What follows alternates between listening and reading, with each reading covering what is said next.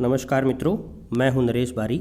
आज हम इस वीडियो में भारतीय राजनीतिक विचारक, नारीवादी, समाज सुधारक कमला देवी चट्टोपाध्याय को पढ़ेंगे। कमला देवी चट्टोपाध्याय विशेषकर राजस्थान में सहायकाचार्य की भर्ती में भारतीय राजनीतिक विचारक के रूप में नए जोड़ा है इनको।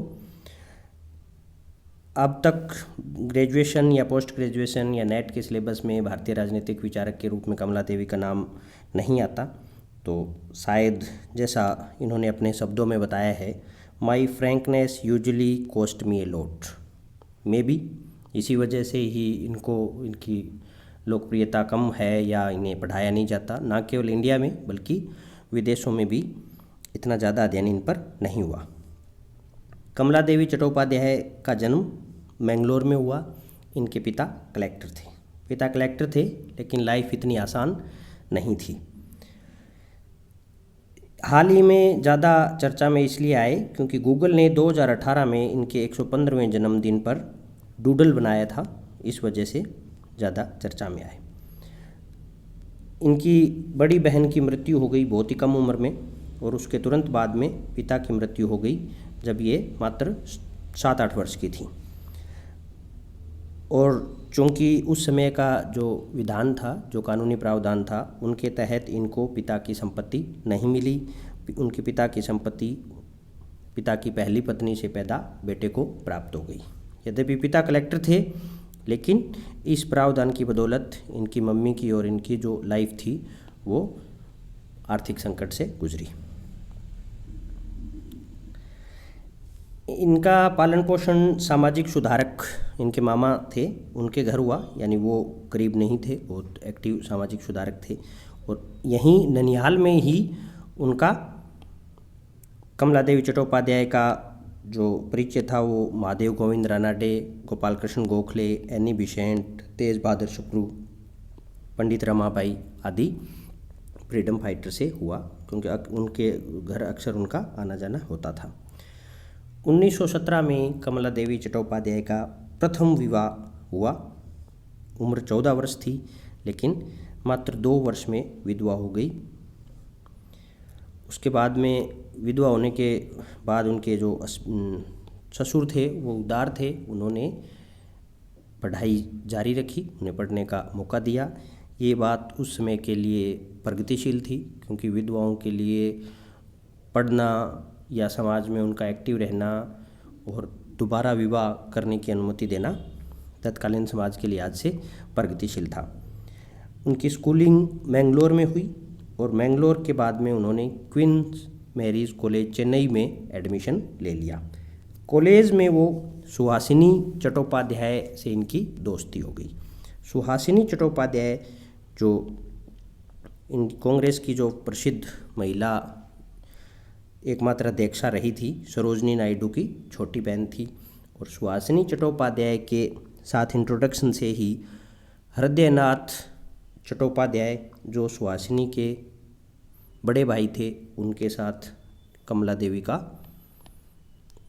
को प्यार हो गया, और यह प्यार शादी में कन्वर्ट हो गया। इनकी शादी हो गई, यानी दूसरी शादी हो गई। उस समय एक विधवा का शादी करना, और वो भी इंटरकास्ट, बहुत बड़ी बात थी। पति के साथ रहते हुए इन्होंने लंदन से डिप्लोमा इन सोशियोलॉजी किया from Bedford college, university of London. लेकिन इसके जस्ट बाद में उनको न्यूज़ मिली कि गांधी जी ने असहयोग आंदोलन शुरू कर दिया है, तो इस आंदोलन में भाग लेने के लिए ये भारत आ गई। इनकी एजुकेशन में इन्होंने गुरु पद्म श्री मणि माधव चक्यार के घर रहकर प्राचीन संस्कृत ड्रामा परंपरा केरल कुटियम सीखी। शिक्षा के साथ साथ उनका जो व्यक्तित्व था वो सिर्फ समाज सुधारक या राइटर तक सीमित नहीं था। कला के प्रति जो उनका अनुराग था, इस वजह से ही उन्हें हृदयनाथ मिले थे, और दोनों ने कला के क्षेत्र में बहुत काम किया। खुद कमला देवी चट्टोपाध्याय ने 2 मुख्य फिल्म में काम किया, मृच्छकटिका और तानसेन, तथा उसके बाद में अन्य मूवियों में भी उन्होंने काम किया, शंकर पार्वती और धना भक्त।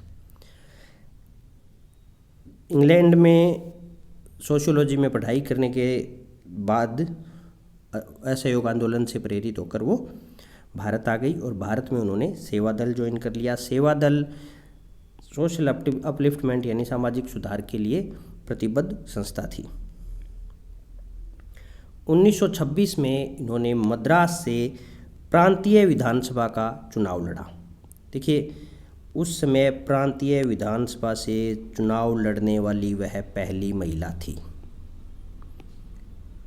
उस 26 से पहले महिलाओं को चुनाव लड़ने की अनुमति नहीं थी। यह चुनाव उन्होंने यानी कमला जी ने आयरिश महिलावादी मार्गरेट कजिन की प्रेरणा से लड़ा और वो मात्र 55 वोटों से हारी।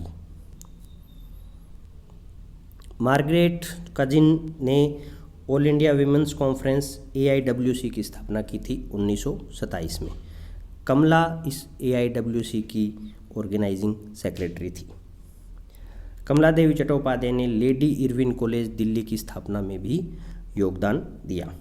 आज़ादी के बाद ICU यानी इंडियन कोऑपरेशन यूनियन, देखिए देश आज़ाद हो गया। देश आज़ाद होने के बाद में कमला देवी चट्टोपाध्याय को पोस्ट ऑफर की गई कि आप गवर्नर बन जाइए, एम्बेसडर बन जाइए, लेकिन कमला देवी चट्टोपाध्याय ने सोशल सेक्टर में कंस्ट्रक्टिव रोल प्ले करने के लिए कि मैं रचनात्मक कार्य ही करूंगी, उन्होंने कोई पद ग्रहण नहीं किया।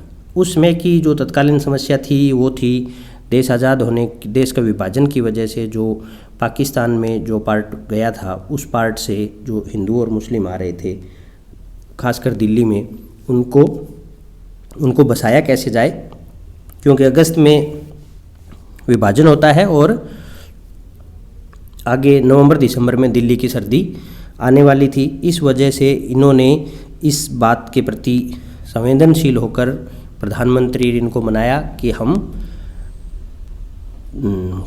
सहकारी तरीके से इनके लिए एक बस्ती का निर्माण करेंगे। यद्यपि सरकारी जो इंजीनियर्स थे वो इस बात पर सहमत नहीं थे कि कैसे वहाँ के जो व्यापारी हैं या अन्य तबके के लोग हैं वो कंस्ट्रक्शन का कार्य कैसे कर सकते हैं, लेकिन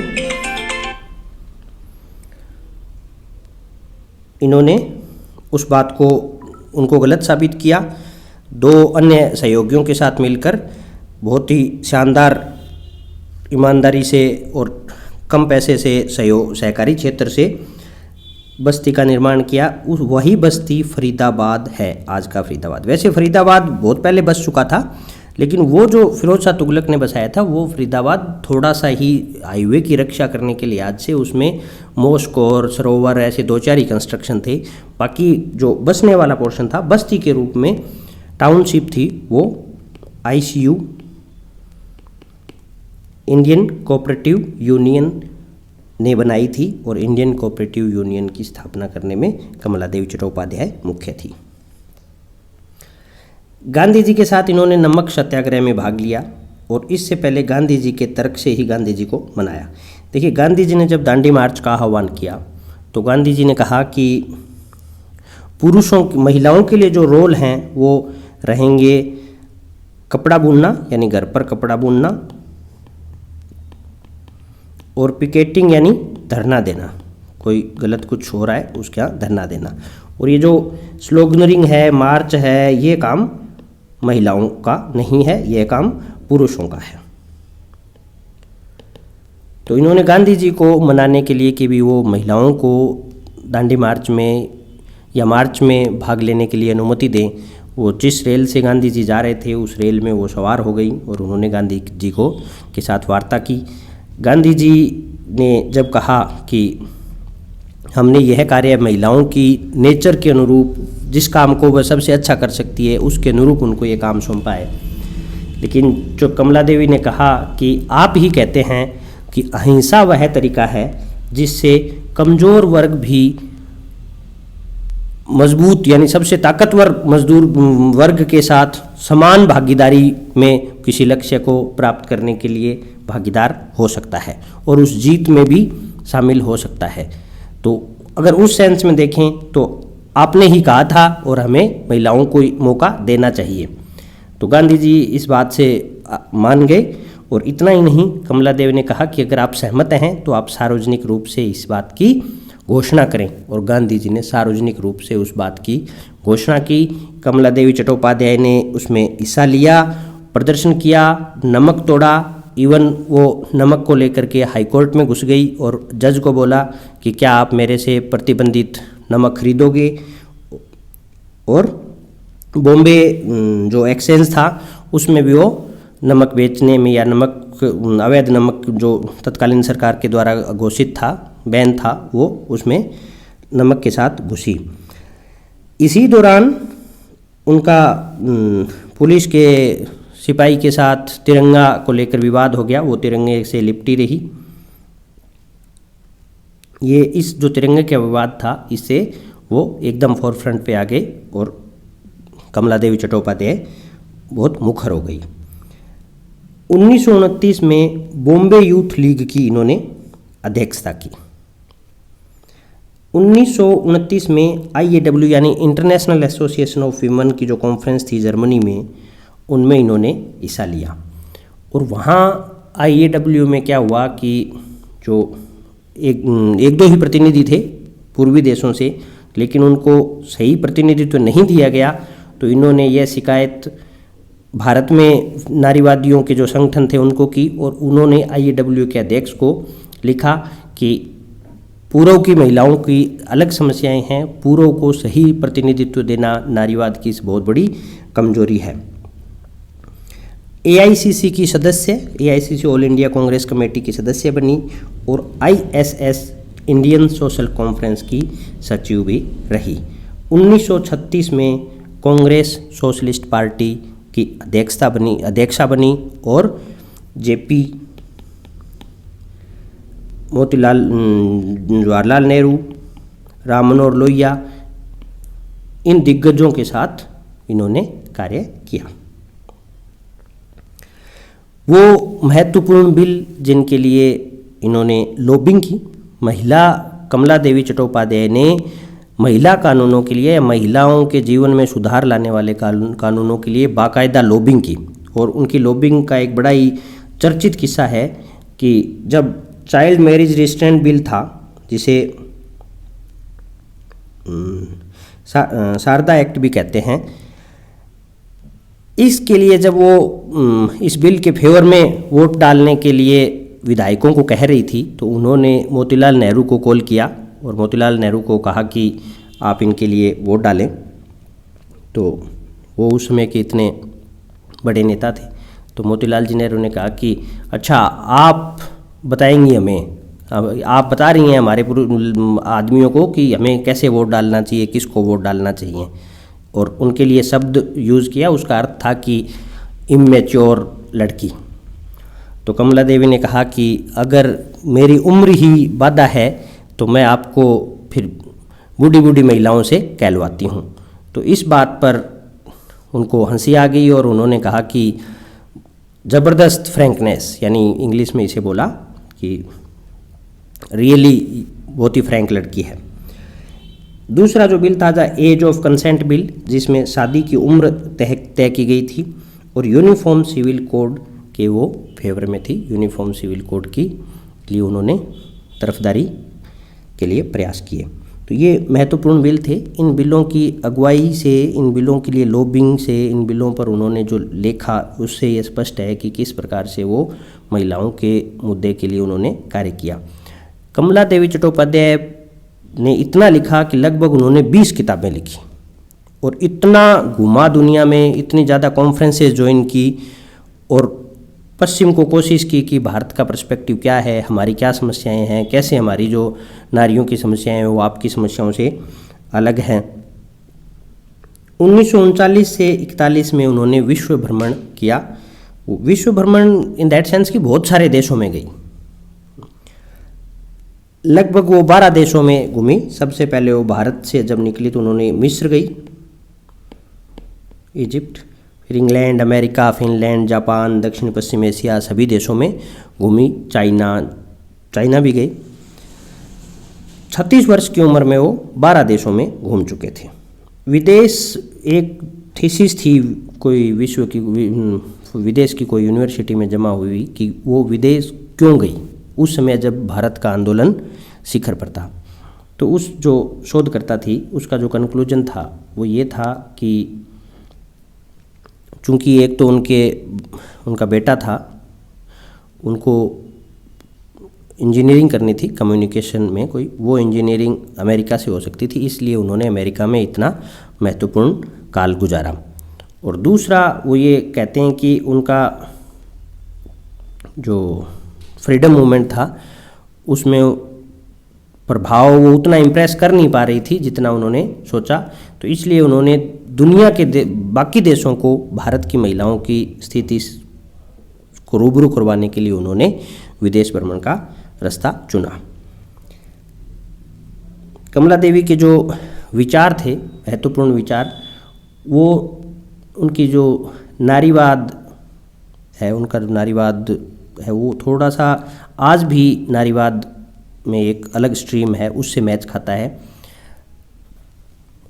अगर मुख्य रूप से देखें तो उनका जो फेमिनिज्म है, फेमिनिस्ट थिंकर थी, अनडाउटेबली फेमिनिस्ट थिंकर थी, बहुत ही साहसी और फ्रैंक फेमिनिस्ट थी। उन्होंने जो फेमिनिज्म है उसके साथ साथ कॉलोनियलिज्म एंड नेशनलिज्म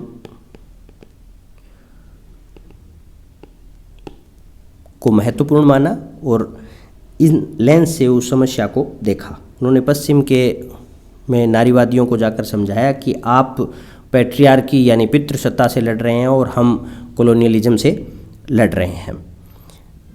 दूसरा जो आज का डिफरेंस फेमिनिज्म है, हम फेमिनिज्म वाले चैप्टर में देखेंगे कि किस प्रकार से 90s के दशक में डिफरेंस फेमिनिज्म,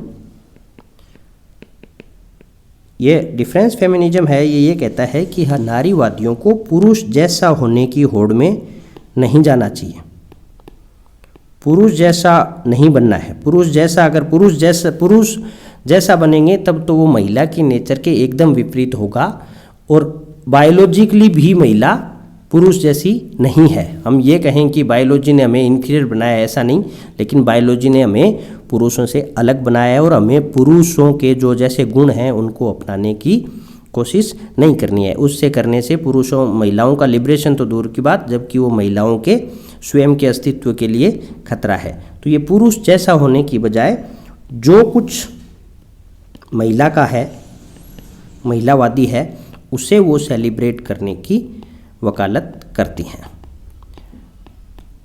तो ये देखिए विश्व में नारीवादी आंदोलन में ये बात बहुत लेट इवन 1990s में आती है, लेकिन वहीं कमला देवी चट्टोपाध्याय उस समय ये बात कह रही हैं कि नारीवाद से तात्पर्य या हमें पुरुषों के जैसा होने की बजाय हमें हमारे वर्च्यूज हैं उनको एक तरीके से नर्चर करना है और वही हमारा लिबरेशन है। Kamala Devi was determined to destroy these stereotypes of the Indian women as timid, helpless bundle of nerves and redefine the debate between Eastern and Western women while outside of India. उन्होंने भारत से बाहर रहते हुए जो भारतीय महिला की जो इमेज थी कि वह डरपोक है, उसको उन्होंने पलटा और ईस्टर्न और वेस्टर्न के बीच में जो डिबेट थी उसको रीडिफाइन किया, यानी नई परिभाषा दी।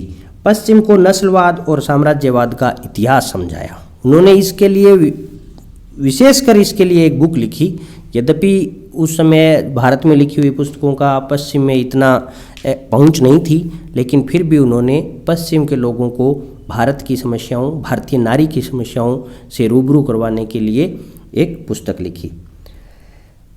वो ये कहती हैं कि जो सेक्स एटीट्यूड है यानी लैंगिक भेदभाव है या लैंगिक शोषण है, are not independent of social and economic milieu but are shaped by the controls instituted by the class that are dominate in society.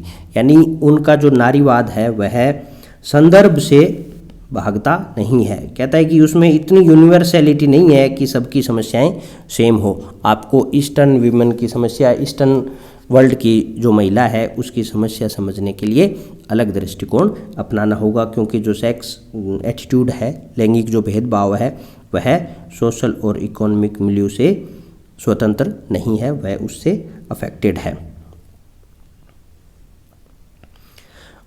उन्होंने जो सुझाव दिए महिला की स्थिति सुधारने के लिए, वो सुझाव थे कि बाल विवाह का अंत, महिला श्रमिकों के लिए मातृत्व अवकाश और सभी के लिए मताधिकार। Sex antagonism in political and economic life is unknown in India. उन्होंने ये कहा कि आप पितृसत्ता से लड़ रही हैं, हमारे यहाँ पितृसत्ता की समस्या इतनी बड़ी नहीं जितनी बड़ी समस्या कॉलोनियलिज्म और इंपीरियलिज्म की है।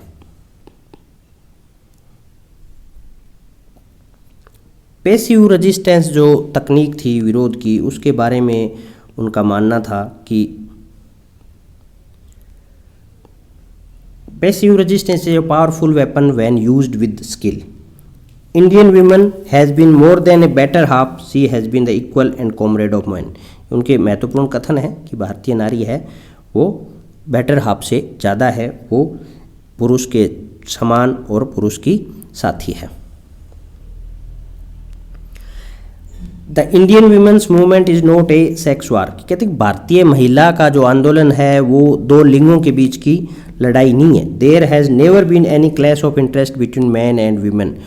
ऐसा कभी नहीं हुआ कि महिला और पुरुषों के हितों के बीच में लड़ाई हुई हो या हितों के बीच में संघर्ष हुआ हो। Utilising both socialist and nationalist rhetoric.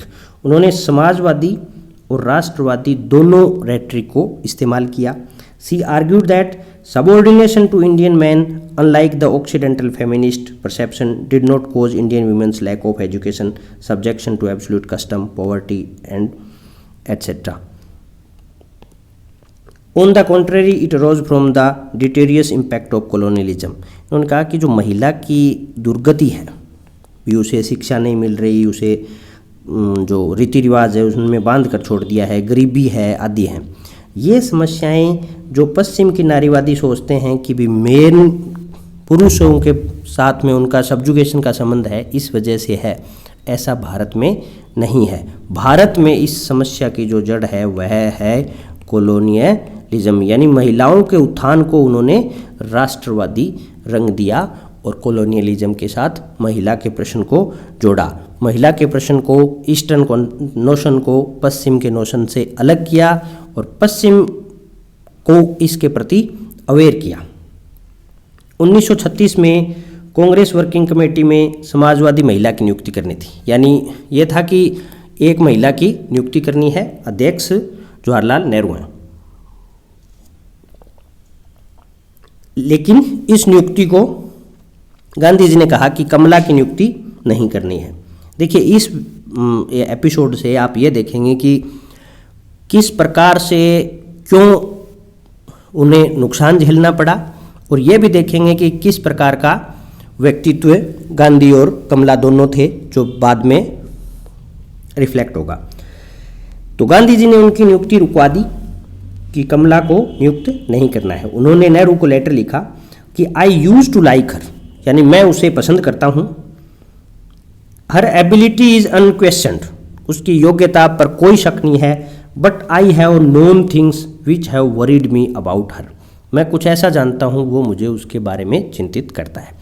देखिए, गांधी जी और उनके बीच में एक बार बात इस बात की रहती थी कि वो सामाजिक जीवन में कमला देवी का जो उथल पुथल थी उससे भी गांधी को दिक्कत थी। गांधी ये कहते थे कि जो सामाजिक जीवन में सही नहीं कर रही, अपना घर नहीं सुधार पा रही, वो कैसे राजनीति को सुधारेगी। गांधी जी ने यह बात कमला को खुद बताई थी 1937 में कि यह रिक्रूटमेंट मैंने आपका रुकवाया था। हालांकि कमला जी ने बाद में बहुत लेट एक इंटरव्यू में बताया कि गांधी जी ने इस अपॉइंटमेंट को इसलिए रुकवाया था कि 1931 में बॉम्बे यूथ लीग पर आक्रमण करने के कारण मैंने वल्लभ भाई पटेल का सार्वजनिक रूप से आलोचना की थी। इस वजह से गांधी जी ने यह अपॉइंटमेंट रुकवाई। देखिए, घटनाक्रम देखिए, 1931 में वो वल्लभ भाई पटेल की आलोचना करती हैं और 1936 में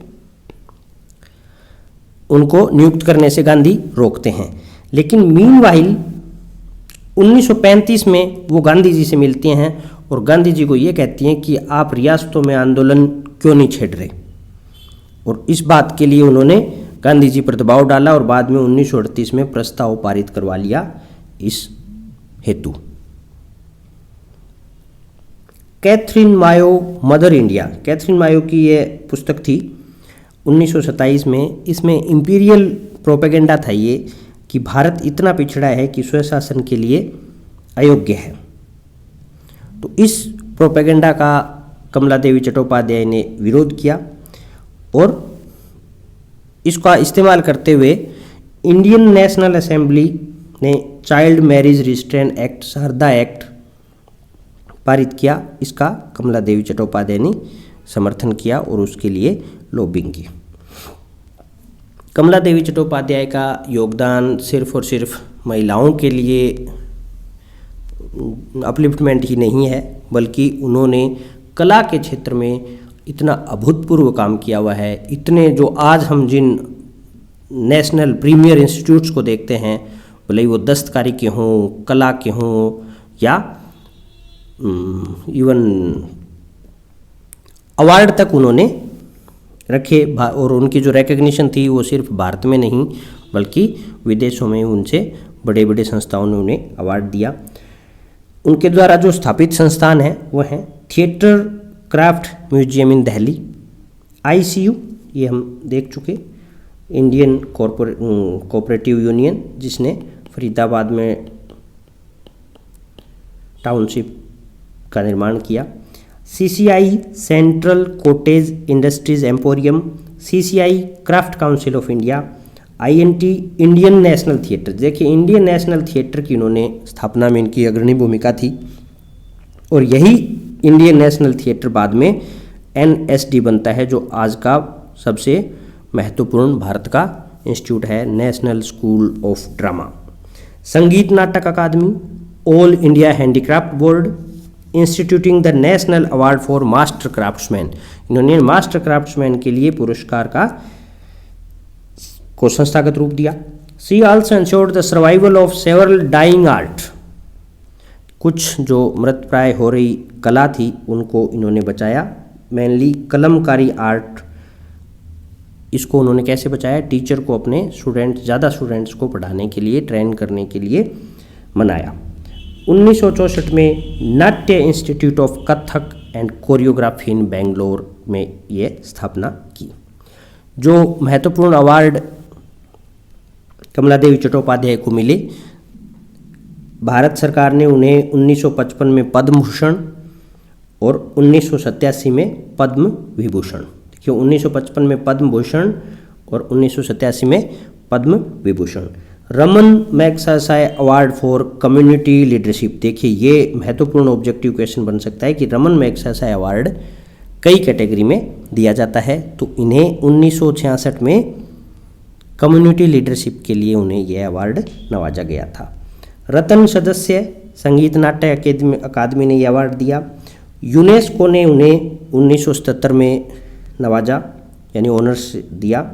देसीकोटम शांति निकेतन से उन्हें देसीकोटम अवार्ड मिला। यूनेस्को के साथ साथ यूनिमा इंटरनेशनल पपेट्री एसोसिएशन, देखिए पपेट्री आर्ट में भी उन्हें महत्वपूर्ण उन्होंने काम किया था, इस वजह से अवार्ड दिया। वर्ल्ड क्राफ्ट काउंसिल, कला का उन्होंने दस्तकारी, नाट्य, संगीत, म्यूजिक, मूवी सबको इन्होंने टच किया और उल्लेखनीय कार्य किया। कमला देवी चट्टोपाध्याय ने लगभग 20 किताबें और असंख्य आर्टिकल लिखे, बहुत ज़्यादा आर्टिकल लिखे। अक्सर उनके आर्टिकल अच्छी अच्छी मैगजीन और अखबारों में आते रहते थे। इतनी सारी कॉन्फ्रेंसेज, विश्व में बहुत सारे देशों में कॉन्फ्रेंसेज ज्वाइन की और अपनी बात को विश्व पटल पर रखा। जो महत्वपूर्ण पुस्तक हैं उनकी ऑटोबायोग्राफी है, इनर रिसेसेस आउटर स्पेसेज, जो मेमोयर है इनका, America the land of superlatives, in war torn China, Indian women's battle for freedom, Japan it's weakness and strength, the awakening of Indian women, Uncle Sam's empire, toward a national theatre, socialism and society. देखिए कुछ पुस्तकें ऐसी है जैसे लग नहीं रहा कि ये इनकी है। Tribalism in India, Indians craft tradition, ये भी पुस्तकें हैं। Handicraft of India, tradition of India folk dance, the glory of Indian handicraft, Indian carpet and floor coverings, tradition of Indian folk dance. Kamala Devi Chattopadhyay इतनी महत्वपूर्ण फ्रीडम फाइटर, नारीवादी विचारक थी कि उन पर बहुत सारे लेखकों ने उनकी जीवनी लिखी। उनकी जीवनी इस कालक्रम भी यही था और ये लेखक थे Kamala Devi Chattopadhyay, portrait of a rebel Brijbhushan, Kamala Devi Chattopadhyay the romantic rebel by Shakuntala Narasimhan, Kamala Devi Chattopadhyay a biography by Reena Nanda, Kamala Devi Chattopadhyay by Jasleen Dhamija. तो ये थे the real rebel Kamala Devi Chattopadhyay. Hope आपको समझ आया। Thank you so much.